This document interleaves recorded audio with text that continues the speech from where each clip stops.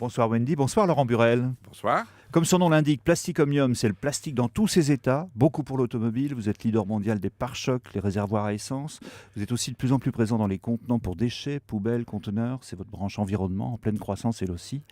Le plastique qui fait le plus gros de votre activité a le vent en poupe. Tous les plastiques, hein. Pourquoi ?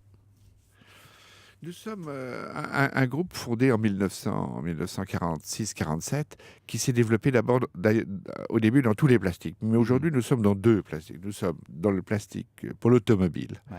Et là, nous faisons pas forcément de plastique, c'est quelquefois du métal, ce qu'on appelle des fonctions, des modules, l'avant de la voiture, ouais.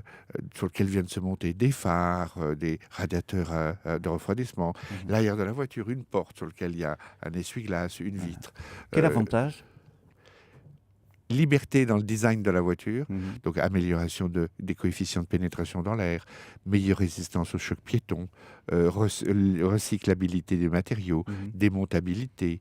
Et puis le poids. Et le poids, alors aujourd'hui le poids égale CO2, égale plus de kilomètres avec le même plein, économie d'argent, et surtout réduction des émissions d'oxyde de carbone. Les pare-chocs, c'est ça. Les réservoirs à essence, c'est la même chose. Au lieu d'être de l'oxyde de carbone, c'est de l'oxyde d'azote. Mais réduction des émissions et recyclage. Voici nos leitmotifs. J'ai lu quelque part que 50 kg de gagné sur le poids d'une voiture, c'était 6 grammes de gaz carbonique en moins au kilomètre. Oui, vous avez raison, c'est considérable. D'abord, c'est très dur d'économiser 50 kg. Nous avons des centaines, je dirais, un millier d'ingénieurs qui travaillent de par le monde à essayer d'économiser des kilogrammes tous les jours. Nous avons, je pense, avec nos différentes technologies, entre 50 et 80 kilos par voiture potentielle. Si nous y arrivions par la technologie, le prix, la séduction de nos clients, nous pourrions participer à une réduction de cet ordre-là, c'est-à-dire une réduction énorme en valeur relative et absolue. Alors on sent que vous êtes sur un marché porteur et vous vous faites remarquer. Plastic Omnium en 2010, un chiffre d'affaires de plus de 3 milliards d'euros, c'était un progrès de 30%. Vous avez multiplié votre bénéfice par 5, 150 millions d'euros, et 2011 s'annonce meilleur encore puisque votre chiffre d'affaires a encore fait un bond de 36% au premier trimestre. Autant dire que vous allez beaucoup plus vite que le marché lui-même parce que vous êtes les meilleurs. En ce moment, dans nos deux fonctions, qui sont les pièces de carrosserie automobile peintes, les réservoirs à essence, nous sommes, je crois, les meilleurs mondiaux. Nous investissons cette année énormément en France et dans le monde. Nous avons en recrutement 2000 personnes dans le monde. Nous allons vers la pénurie d'ingénieurs en Europe et en France. Ouais. Et je dirais que c'est bien pour les écoles d'ingénieurs et les garçons qui en sortiront, ils auront du travail. Vous avez déjà 18 000 salariés, 96 usines à travers le monde entier. Vous le dites vous-même, vous investissez à tour de bras. Alors, dans quel pays particulièrement et sur quels produits ? Alors, nous investissons dans deux domaines, dans l'automobile et dans l'environnement. Dans l'automobile, les pays dans lesquels nous investissons en ce moment sont Pologne, Russie, Inde, Chine, Brésil. En technologie et en R&D et en ingénieur, France, Allemagne, USA. Ah oui, pour la R&D, vous restez européen. Oui, nous voulons, parce que notre noyau central est français, allemand et américain, et pour des motifs de confidentialité, nous ne voulons pas forcément tout localiser dans des pays plus délicats.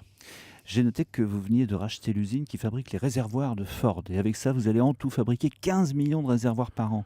Oui. Ça veut dire que vous équipez une voiture sur 5 vendue dans le monde aujourd'hui. Oui.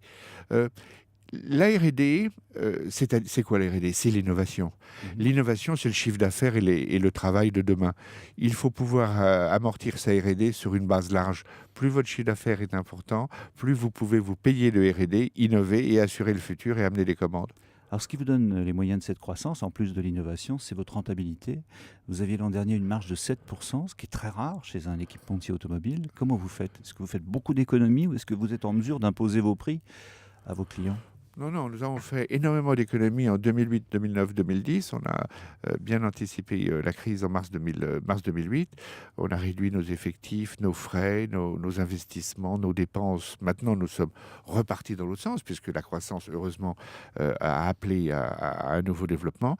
Mais c'est la croissance asiatique et sud-américaine et nord-américaine qui nous a permis de saturer notre outil industriel. Les cours de bourse étaient au plus bas pour Plastic Omnium en mars 2009. Depuis, vous avez multiplié votre cours par 13 en 2 ans.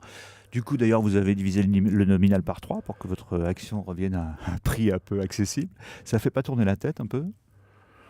Non, parce que je vais vous dire, quand mon père a créé cette société en 1946, il en avait 5%. Mhm. Aujourd'hui, on en a 60%. Et nous en avons jamais vendu d'actions, mais toujours acheté. Donc, ça veut dire que ce que nous achetons maintenant coûte plus cher. Vous êtes, vous l'avez rappelé, hein, le fils du fondateur. Vous avez fait toute votre carrière vous-même dans l'entreprise. C'est donc une entreprise qui est restée familiale tout Oui, en devenant mondiale. oui.